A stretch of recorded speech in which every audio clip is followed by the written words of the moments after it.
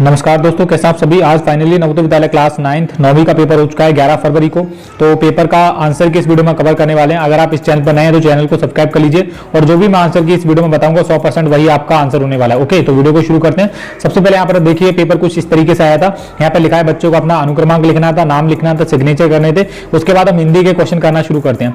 पहले नंबर पर जो क्वेश्चन आया था हमारा इस तरीके से था। अब देखिए क्वेश्चन आगे पीछे हो सकते हैं क्योंकि इसके जो सेट होते हैं वो अलग अलग होते हैं। तो अगर आपका ये सेट, ये वाला सेट यहाँ पर देखिए सेट सी होगा तो आपके में पहले नंबर पे यही वाला क्वेश्चन होगा।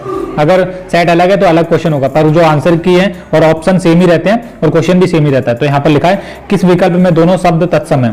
सूरज, अग्नि, भानु, आसमान, आकाश, सितारा और दिनकर, सूर्य। ये डी वाला हमारा बिल्कुल सही उत्तर हो जाएगा, पहले में दिनकर और सूर्य वाला। ओके, और दूसरे, एक मिनट रुकिए, यहाँ पर क्वेश्चन ये हो गया पीछे। दूसरा वाला क्वेश्चन देखते हैं, एक मिनट रुकिए।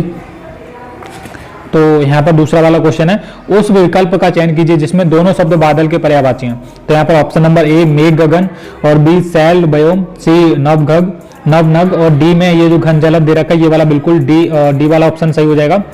और तीसरा क्वेश्चन हमारा, निम्नलिखित वाक्यों में रिक्त स्थान के लिए उपयुक्त शब्द चुनिए। तो यहाँ पर लिखा है बैंक डैश से लिया गया, चुकाना पड़ेगा। बैंक से डैश लिया है तो चुकाना भी पड़ेगा। तो यहाँ पर क्या ऑप्शन नंबर सही होगा? तो यहाँ पर ऑप्शन नंबर बी उधार वाला सही होगा, क्योंकि आप एक एग्जांपल मान के चलिए, जब आपको जरूरत पड़ी तो आप किसी व्यक्ति से पैसे कैसे लेते हो? उधार लेते हो। तो ऐसे आप बैंक से क्या उधार ले रहे हो? पैसे उधार ले रहे हो। तो यहाँ पर लिखा है बैंक से उधार लिया है तो चुकाना भी पड़ेगा, तो उधार बी वाला यहाँ पर बिल्कुल सही आ जाएगा रिक्त स्थान में। ठीक है, और बढ़ते हैं। ये क्वेश्चन थोड़ा आगे पीछे हो जा रहा है। ओके, तो यहाँ पर है चौथा हमारा क्या कह रहा है, संज्ञा शब्द की विशेषता बताने वाले शब्द को क्या कहा जाता है। जो संज्ञा शब्द की विशेषता बताते हैं उनको क्या कहते हैं? विशेषण कहते हैं। यहाँ पर एक विशेषता से आप मालूम कर सकते हो तो कि यहाँ पर किसके बारे में बात की जा रही है। तो यहाँ पर विशेषण ऑप्शन नंबर सी वाला बिल्कुल सही हो जाएगा। पांचवा क्वेश्चन है, शुद्ध वर्तनी वाला शब्द छाटिए। अब देखो इस क्वेश्चन की बात करूं, ये आशीर्वाद शब्द आपको सही छाटना है। ओके, तो ये जो आविष्कार आपको सही छाटना है। तो इस क्वेश्चन की बात करूं तो ये 2021 में जो पेपर हुआ था नवोदय क्लास 9 का, उसमें भी ये क्वेश्चन सेम टू सेम हूबहू आया था। अगर आपको नहीं पता है तो बता देता हूं। तो इसका सही उत्तर क्या है? बहुत सारे बच्चों ने गलत किया होगा, सी लगाया होगा, पर सी गलत है। ये वाला ऑप्शन नंबर डी वाला बिल्कुल सही उत्तर हो जाएगा। ये आविष्कार होता है, ना कि आविष्कार होता है। आविष्कार होता है, ऐसे करके लिखा जाता है आविष्कार। तो किस में लिखा है? डी वाले में लिखा है, डी वाला बिल्कुल सही हो जाएगा। आगे आपको 6 से लेकर 10 तक इसको पढ़ना था, गद्यांश को पढ़ के उत्तर देने, तो हम पढ़ लेते हैं। आज हमारे अस्तित्व के लिए सबसे बड़ी चुनौती प्रदूषण। सांस लेते हुए भोजन के साथ, पीने वाले पानी के साथ अत्यंत विषैले पदार्थ हमारे शरीर में पहुंच रहे हैं। वन काट देने से वर्षा अनियमित हो रही है, कहीं बाढ़ कहीं सूखा, तापमान बढ़ने से ग्लेशियर पिघल रहे हैं और समुद्रों में जल स्तर बढ़ रहा है। इसलिए संभव है सदी के अंत तक ग्लेशियर से निकलने वाली गंगा यमुना जैसी नदियां ही सूख जाएं। इसलिए कहा जाता है कि अगला विश्व युद्ध पानी के लिए होगा। प्रदूषण से अनेक प्रकार के असाध्य रोग बढ़ रहे हैं, वन कट रहे हैं और वनस्पतियां उजड़ रही हैं।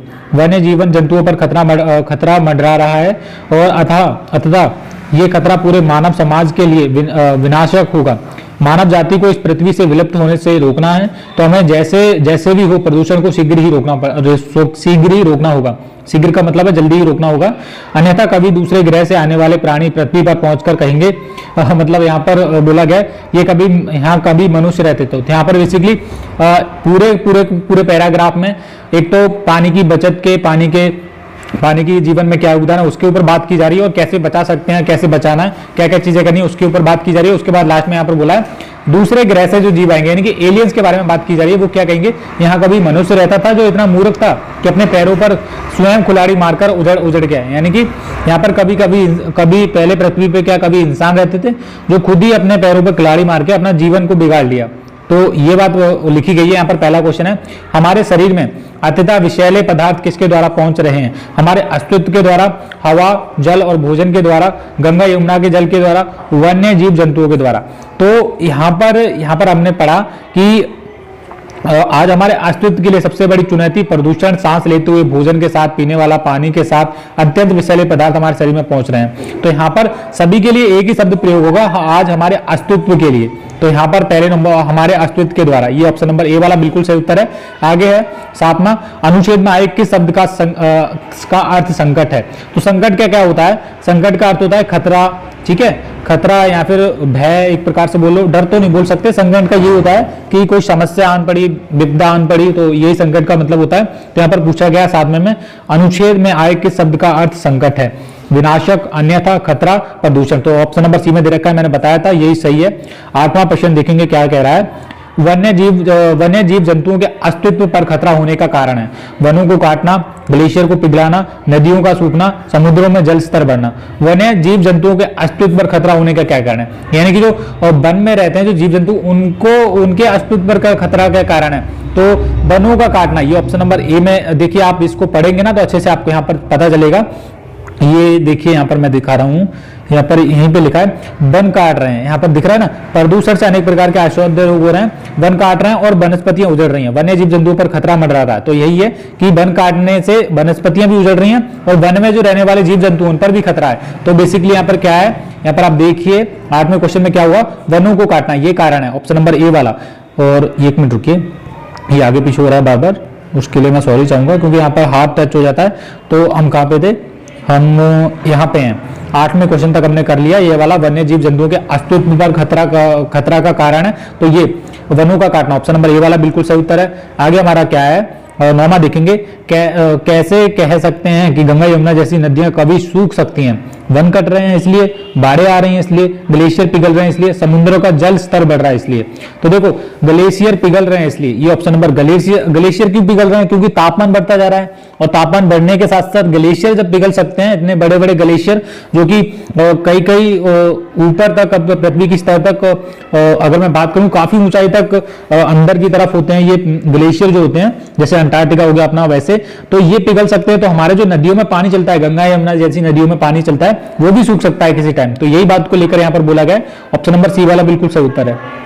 और 1 मिनट रुको, ये बार बार नीचे हो रहा है, 1 मिनट। अब हमने 9 क्वेश्चन कर लिया, अपने 10वां क्वेश्चन देखने वाले हैं हम, क्या कह रहा है।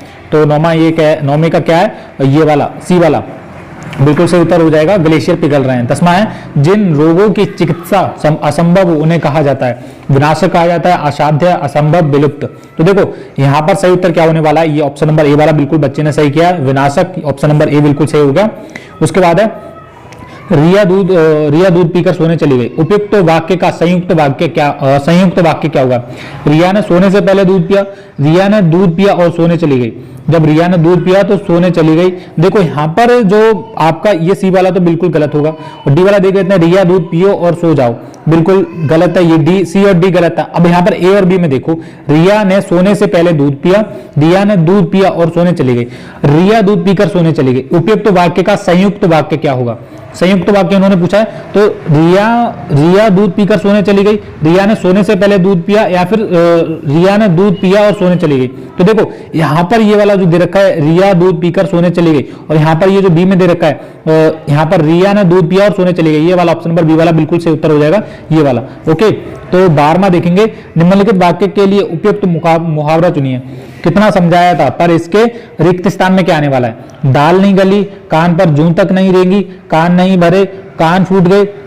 तो एक मान लीजिए कि आपने कोई भी आपका दोस्त है, वो पढ़ाई नहीं कर रहा था, फेल हो गया, तो क्या आपने उसको सलाह दी? कितना समझाया था, पर इसके कान फूट गए, कान नहीं भरे, कान पर जूं तक नहीं रेंगी। तो क्या मतलब इसने हमारी बात को सुना ही नहीं, है ना, और फोकस ही नहीं कि हम जो क्या कह रहे हैं। तो यहाँ पर बी वाला ये आप देखेंगे, यहाँ पर लिखा है कान पर जूं तक नहीं रहेगी, है ना, मतलब उसको कोई फर्क ही नहीं पड़ा कि आप क्या कह रहे हो, उसने आपकी बात ही नहीं सुनी। तो ये बी वाला यहाँ पर बिल्कुल खाली स्थान में फिट बैठेगा, बी वाला बिल्कुल सही उत्तर है। ओके जी, आगे बात करते हैं 13वां, किसी का नाम बड़ा हो पर उसमें उतने गुण ना हो तो किसी लोकोक्ति का प्रयोग ठीक रहेगा।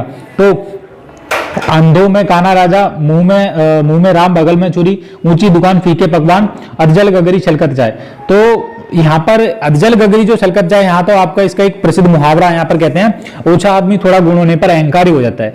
किसी का नाम बड़ा हो पर उसमें उतने गुण ना हो। तो यहाँ पर एक मुहावरा प्रयोग होता है, एक आपने सुना होगा मिठाई वाला, है ना, ऊंचे पकवान ऐसे करके होता है, तो यहाँ पर लिखा भी होगा ऊंची दुकान फीके पकवान। सी वाला बिल्कुल सही उत्तर है। तो यही है, एक बाहरी दिखावा कह सकते हैं। इसका मतलब क्या है, ऊंची दुकान फीके पकवान, इसका एक अगर इस अर्थ की बात करूं तो इसका अर्थ क्या है, बाहरी, केवल बाहरी दिखावा। और इसका यहाँ पर ऑप्शन नंबर 13 का सी वाला बिल्कुल सही उत्तर हो जाएगा।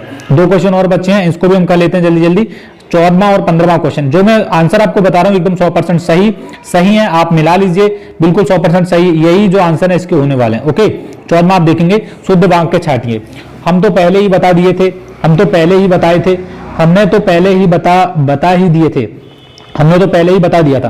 तो देखो यहां पर हम तो पहले ही बता दिए थे, ये भी गलत है। बी, हम तो पहले ही बताए थे, ये भी गलत है।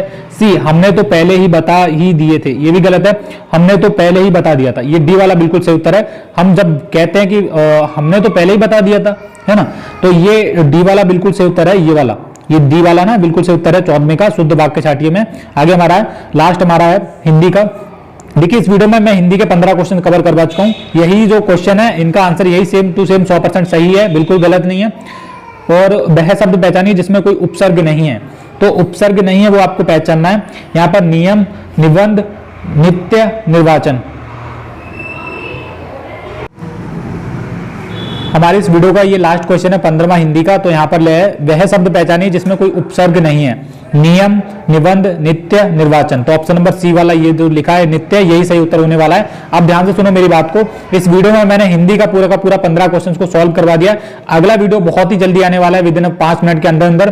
तब तक आप इस वीडियो को लाइक कर दो और एक बार अपने आंसर फिर से मिला लो, क्योंकि आप यूट्यूब पे बहुत सारी वीडियो देख चुके हो जहां पर गलत गलत आपको आंसर बताए जा रहे हैं। यहाँ पर जो मैंने आंसर बताए हैं वो एकदम 100% सही है, एक भी गलत नहीं है। अगर एक भी गलत होगा तो आप मुझे कमेंट बॉक्स में बताइए। ओके, तो अगले वीडियो में हम करने वाले ये मैथ का क्वेश्चन करने वाले हैं। सभी लोग रेडी रहो।